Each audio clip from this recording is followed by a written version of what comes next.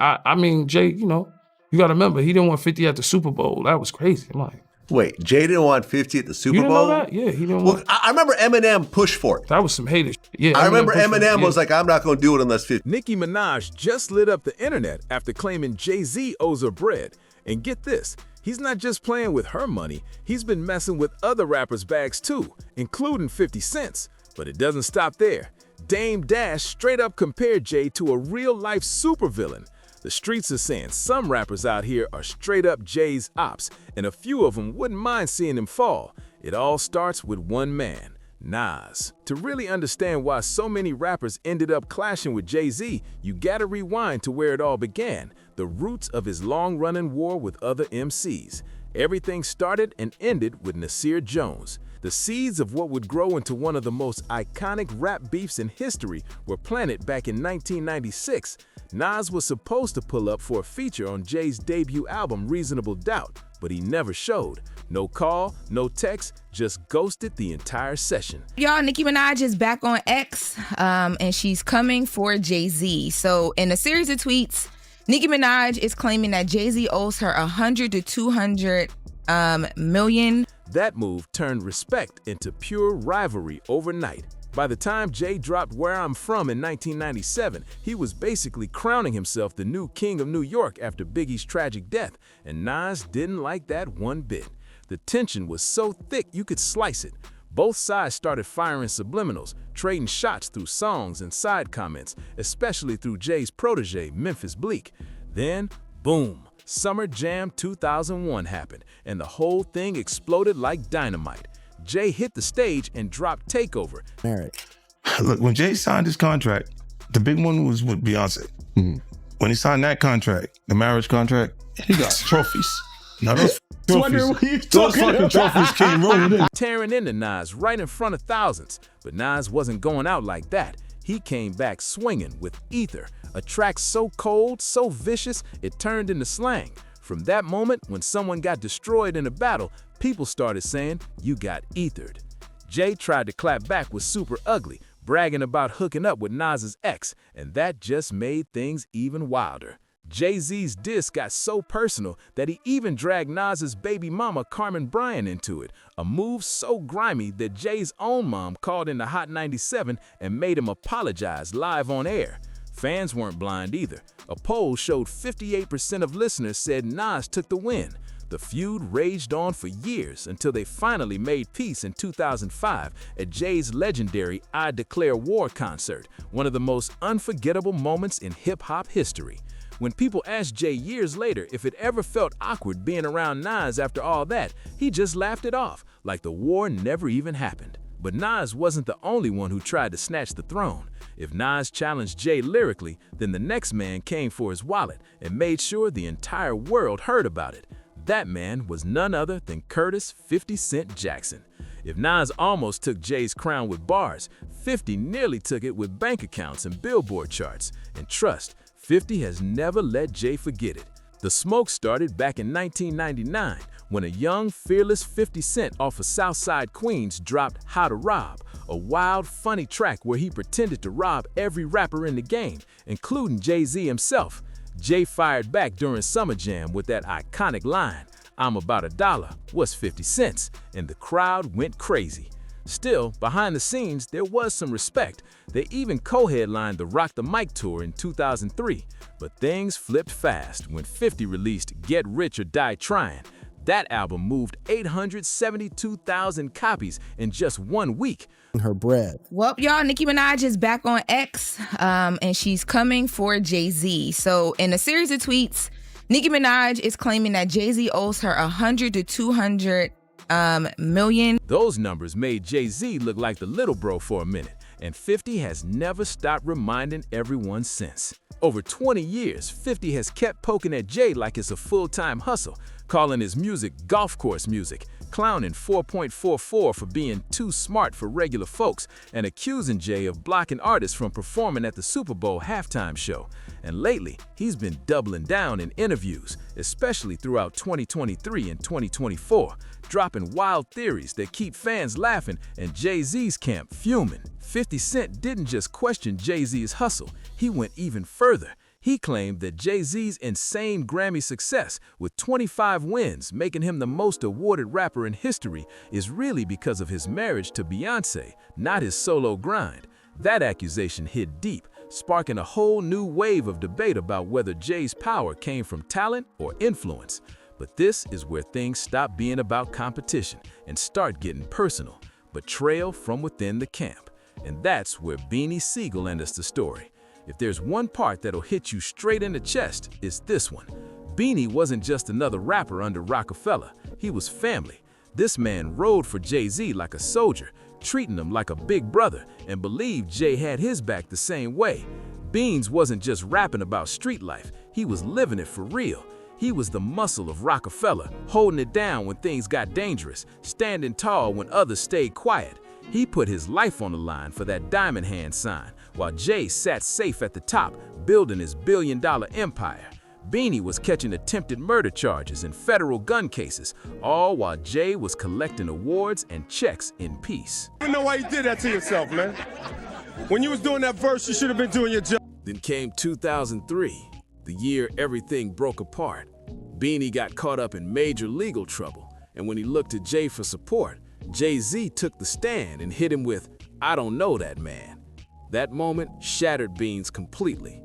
After that, Beanie went off, accusing Jay of dropping albums the same week as his just to crush his sales, of ghostwriting Memphis Bleek's bars, and of leaving the people who built Rockefeller out in the cold. The pain was real, and it poured out through tracks like What You Talking About and I Go Off with 50 Cent, raw, angry, and straight up heartbreaking. When Beanie Sigel hit that radio interview and said, "I could kill Jigga Man," he wasn't holding back. He poured his whole heart out with no filter, no sugarcoating. That moment showed just how deep the betrayal cut. But if Jay could turn his back on a man who literally risked his life for him, imagine what happened when someone even bigger, a legend who built the label Jay was running, decided to call him out. That man was LL Cool J. Now, let's set the record straight. LL Cool J isn't just some old school name. This man is Def Jam's foundation. He was their first artist ever, signing back in 1984 when JayZ was still a kid in the Marcy Projects, scribbling rhymes in a notebook. So when JayZ took over as president of Def Jam in 2004, the whole thing already felt tense. The student had become the boss, and the master wasn't impressed. LL didn't bite his tongue either. He said Jay ran the label into the ground, especially when it came to promoting artists other than himself. When LL dropped his 11th studio album, Todd Smith, it hit number 6 on the Billboard 200, but barely went gold. LL blamed that directly on Jay's poor leadership and lack of support. With no sugarcoating. I don't hate Jay. That ain't what this about. I don't hate him, but damn, dog, that's how you feel. I feel as though you owe me a conversation. Wow. That's it. You too big to talk to me? You ate my mom oxtail. Fuck, you know what I mean? You too big to talk to me, yo? I feel as though I deserve that conversation, yo. Because at any given time, when we was together, if anything got out of hand, yo, I put my life on the line for that rock. The music shit and battling, nigga. It was situations where I had to hold it down. He said Jay was too focused on hyping up new artists like Rihanna and Neo, while leaving legends like himself, Method Man and Redman, to fend for themselves with zero label backing. At the 2006 MTV VMAs, LL Cool J didn't hide his feelings either. He looked dead at the cameras and said JayZ did a real good job of promoting JayZ. And that wasn't just talk. He followed it up with fire on his Return of the Ripper mixtape, where he dropped bars about how the new monkeys running Def Jam acted like they didn't even know who he was. That line hit hard, a clear message that the pioneers who built the game felt disrespected by the man now sitting at the top. And if you know LL Cool J, you know that any shade coming from him isn't light. That's serious disrespect from a legend. So when JayZ hopped on 50 Cent's I Get Money remix and crowned himself the GOAT, LL wasn't having it. That title had been his since his 2000 album GOAT, and he made sure everyone knew Jay was out of pocket for claiming it. But JayZ's beefs didn't just stay with the old school icons. Oh no, the storm spread to one of the most powerful women in hip-hop history. And when Nicki Minaj got involved, she didn't come empty-handed. She brought receipts. Nicki Minaj, real name Onika Tanya Mirage, went from absolutely destroying her verse on Monster back in 2010, one of Jay's own projects, to becoming his loudest, most relentless public critic in the entire industry. Things went from business to personal real quick. The heart of the issue? Money. When Jay sold Tidal to Square in 2021 for nearly $300 million, Nicki claimed she didn't see a single dime, even though she reportedly owned a 3% stake in the company and promoted that platform harder than anyone except Beyoncé. She even jumped on TikTok, furious, saying she didn't get one red penny. By 2025, Nicki was claiming Jay owed her somewhere between $100 and $200 million, calling it karmic debt. But Nicki's rage wasn't just about missing money, it went way deeper. She's accused JayZ and Roc Nation CEO Desiree Perez of blackballing her behind the scenes, using bots to mess with her social media stats, raking Billboard charts, and even blocking her from major awards. When Kendrick Lamar got picked over Lil Wayne for the 2025 Super Bowl halftime show, a show that Roc Nation manages, Nicki took it personally. She came at JayZ full force, even dropping subliminals on the Banned from Namo remix. She didn't stop there either. She posted wild AI-generated photos of Jay wearing a pink wig, trolling him in front of millions. And when she hopped on X, formerly Twitter, during one of her most explosive rants ever, she unloaded a full list of receipts, naming names, quoting dates, and airing out every move she said Jay made to block her. But here's the kicker. Before Nicki ever accused JayZ of messing with a bag, there was one man who'd been saying that exact same thing for 2 straight decades, Dame Dash. If JayZ is the king sitting comfortably on the throne right now, then Dame Dash is the man who literally built that throne for him, polished the crown, placed it on Jay's head, and then got cut out of the kingdom he helped create. And ever since, Dame's been shouting to anyone who'll listen that Jay didn't just take the crown, he took the entire castle too. Compared to what he was owed.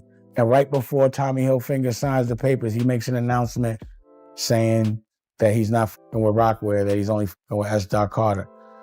The whole shit up. And I just feel like he did that only because I was going to make $40 million.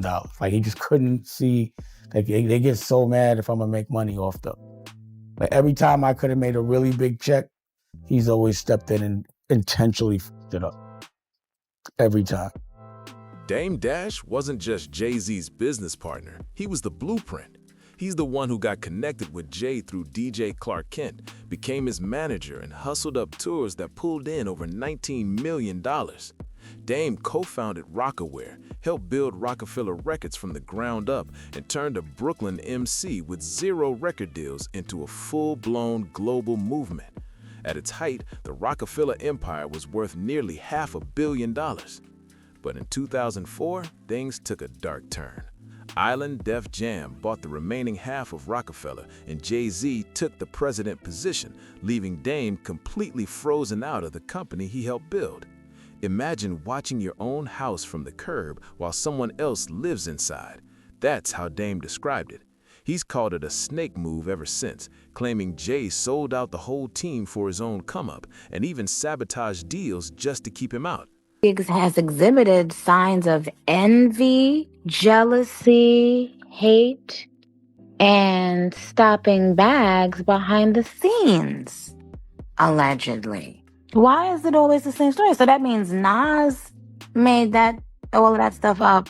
DMX made all of that stuff up. One of the craziest examples, the Rocawear deal. Dame said they were about to close a $450 million deal with Tommy Hilfiger, everything ready to go, until Jay suddenly announced his own competing brand. That one move allegedly tanked Rocawear's value and killed the entire deal. Dame says he walked away with crumbs compared to what he was owed. In one of his most emotional interviews, he didn't hold back. He compared Jay to a straight-up supervillain. Rawest interviews, Dame compared Jay to a straight-up supervillain. Like Jay, I like the way I would look at it, like if you could compare him to like a character now, I'd say he's like the Penguin. He's like ruthless like that with his friends or people. And if Dame Dash was the architect behind Rockefeller's rise, then the next MC was the artist who watched the whole empire flip against him in real time, and he did not take it quietly. We're talking about Cam'ron, aka Killer Cam from Uptown Harlem, a man with enough swagger, confidence, and pink fur coats to make the whole game pay attention. Cam brought a completely different kind of energy to his beef with Hove, bold, stylish, and ruthless. He clowned Jay's age, accused him of copying Biggie's entire style, and even hinted that Jay had something to do with him getting shot on the same track. Back in 2001, Cam signed to Rockefeller through Dame Dash in a $4.5 million deal and dropped back-to-back hits like Oh Boy and Hey Ma, locking down the streets. But when Jay became Def Jam's president in 2004, everything changed. Cam claimed he was supposed to get a vice president position that Dame had already promised him, but Jay boxed him out completely. By 2006, the quiet tension turned into full-blown war with Cam's track You Gotta Love It. On that record, he torched Jay's age, called him fake, and dropped a shocking line about seeing someone throw up the rock side right before bullets started flying during a 2005 carjacking in D.C. Basically, Cam was saying Jay had sent shooters after him. Then he came back swinging with Swagger Jacker, a diss where Cam literally lined up JayZ's lyrics next to Biggie's to prove Hove was biting bars word for word. Jay tried to play it cool, responding low-key on Dig a Hole and later Pound Cake, where he bragged about being the one who made Cam'ron a millionaire in the first place. JayZ called me, bro. You still ain't called me. JayZ called me. Hey, bro, JayZ, I know you got killers. Please don't send them out my head. Just call me. Talk to me like a... But behind the scenes, the pettiness was unreal. Jay reportedly even had Cam's verse wiped off the Oh Boy remix, a move that fans saw as the ultimate power play. These weren't just rap beefs anymore. They were battles for legacy, money, and pride. So when Jay tried to have Cam's verse erased, Cam flipped the script. He snatched Jay's verse right back. Years later, though, the two finally buried the hatchet at JayZ's 2019 B-Sides 2 concert at Webster Hall. They hit the stage together performing Welcome to New York City like the old days, shocking everyone. After the show, Jay texted Cam saying, "This what happens when we stop acting like this fake beef." Cam admitted it felt weird at first, but said he respected the growth. But no fallout hits harder than one that starts out as brotherhood. And the next name wasn't an enemy, he was family. That's right, Kanye West. This one hits different because it wasn't born from hate, it came from love turned sour. Kanye wasn't just another artist under Jay, he was the producer who helped shape the blueprint, the creative partner behind Watch the Throne, and the man who made the emotional anthem Big Brother in 2007 about how much Jay inspired him. Together, they made history. Their Watch the Throne tour became the highest-grossing hip-hop tour of its time, racking up $75 million across 34 shows. These two were supposed to be forever locked in. Then came 2014, the year that cracked everything. When JayZ and Beyonce didn't show up to Kanye's wedding with Kim Kardashian, Ye felt deeply betrayed. He told Charlemagne straight up, "If it's family, you don't miss a wedding." Things only got worse in 2016 when Kim got robbed in Paris and Kanye claimed Jay and B never even checked in on him. That same year, during the St. Pablo tour, in the middle of what was later identified as a serious mental health breakdown, Ye went on one of the most infamous rants in hip-hop history, calling Jay out by name, airing private details, and even hinting that Jay had killers watching him. The moment was raw, emotional, and painful to watch. Nas versus JayZ. You know, that's going to Nas. We can talk about why. And you know what's crazy? Again, man, Hove is, for me, right now, off every, like judging every rapper off everything, Hove's number one, period, around the board. He's been around since, I don't know how long. The 80s. The 80s. Yeah. And Jay finally responded in 2017 on 444's Kill JayZ, where he rapped, "You gave him 20 million without blinking? He gave you 20 minutes on stage. Was he thinking?" Later, in an interview with Rap Radar, Jay admitted that when Kanye dragged Beyonce and Blue Ivy into the mix, that crossed a line you don't come back from. They appeared to patch things up briefly when Jay jumped on Jail from Kanye's Donda album in 2021, with fans going wild over their reunion. But as Ye's public controversy spiraled out of control in the years after, the tension reignited all over again. Their bond, once built on brotherhood and shared success, turned into one of the most complicated sagas in hip-hop history. And while Kanye's fallout with Jay played out under bright lights and global headlines, some of JayZ's longest-running feuds stayed quiet, living in subliminals, shade, and silent rivalry. One of those Cold Wars? JayZ and Mase. The Mase versus JayZ beef was never about open diss tracks. It was a coded battle, full of slick lines and fashion flexes instead of direct shots. But don't get it twisted. Even though it stayed low-key, it was still real tension between two kings competing for style, status, and the street's respect. The tension between Mase and JayZ ran a lot deeper than people ever realized. Back in the mid-90s, both of them were coming up in the same New York circles, two young hustlers carving out their lanes in hip-hop royalty. They even linked up on Cheat on You from Mase's Harlem World album, but that collab was just the calm before the storm. According to Mase, the real smoke started over a woman named Arian, who was reportedly involved with someone in JayZ's circle. Mase confronted Dame about it, and things got so heated it almost turned into a full-on fight on 125th Street in Harlem. From that moment, Jay inherited the beef by association, and it got icy fast. Then came what fans now call the Drip Wars. Mase was one of the first rappers flexing that fully iced-out Rolex look, dripping in diamonds before it was the norm. But then JayZ showed up rocking a nearly identical piece, and Mase wasn't having it.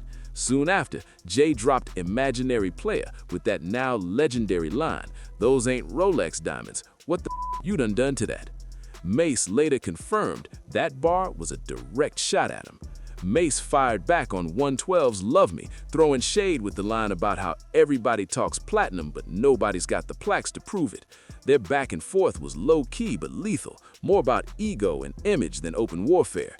Eventually, it died down when Mase retired in 1999 to pursue ministry.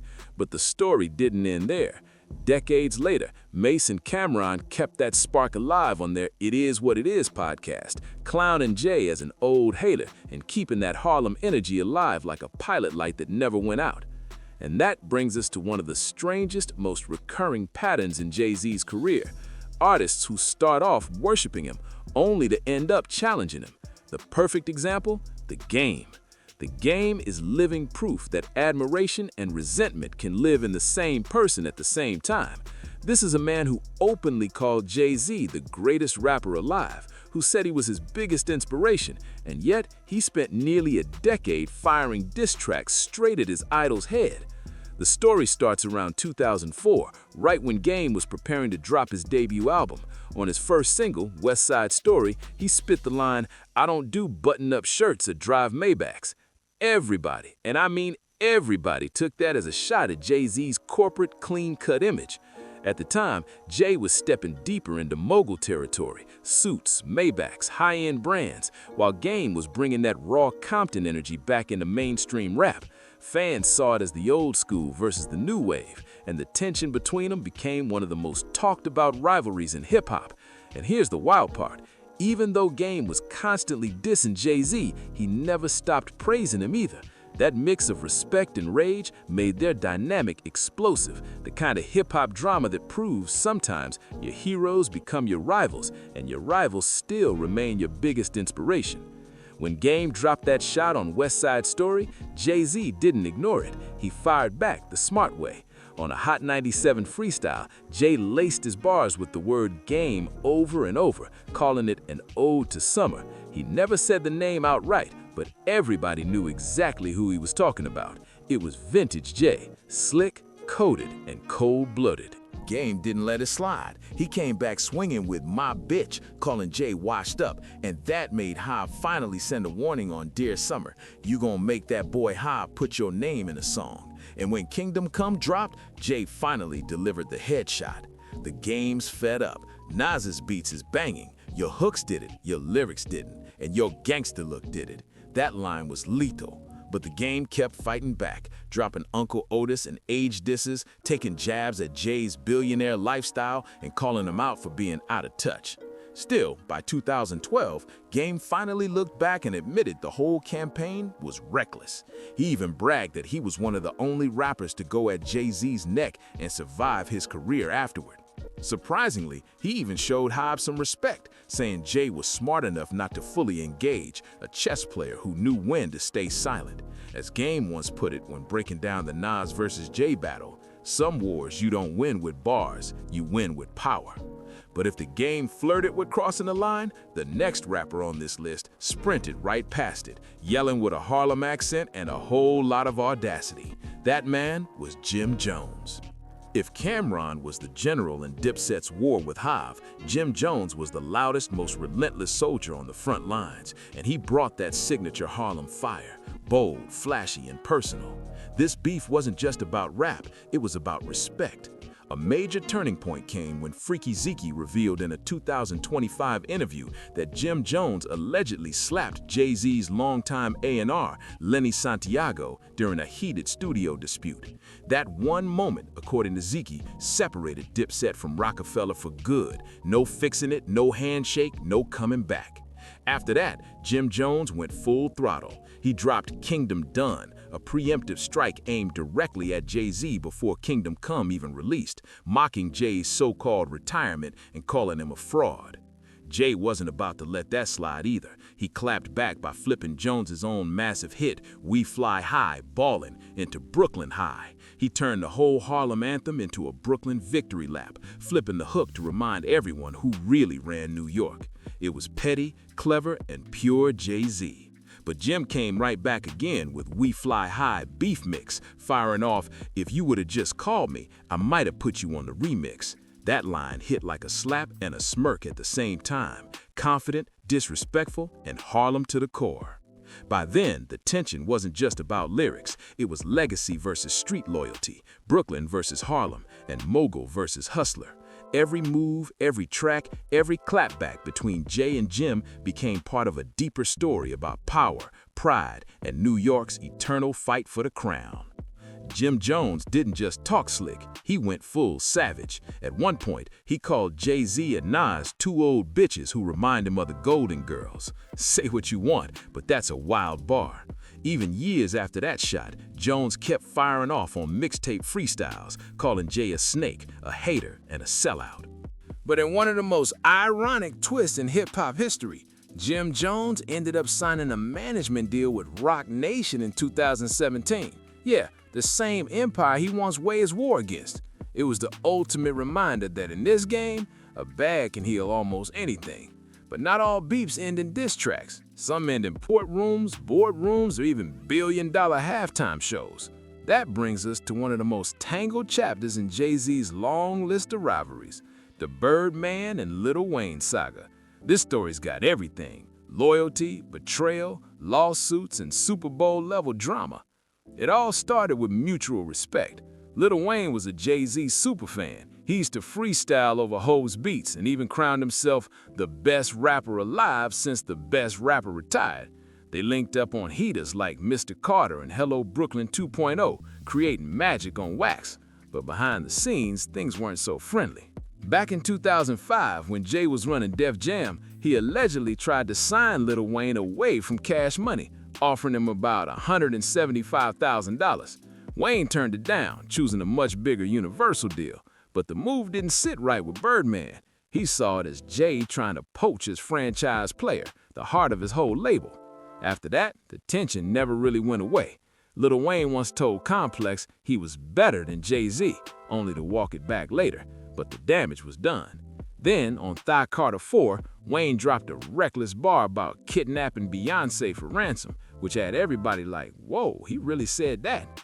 Of course, JayZ didn't stay silent. On Magna Carta Holy Grail, he fired back smooth and deadly. Want to kidnap wifey? Good luck with that, bruh. It was classic Jay, calm, cutting, and confident. But when Wayne dropped Free Weezy album on Tidal in 2015, JayZ's streaming platform, Birdman snapped. He sued Jay for $50 million, accusing him of trying to use Wayne to save a struggling title.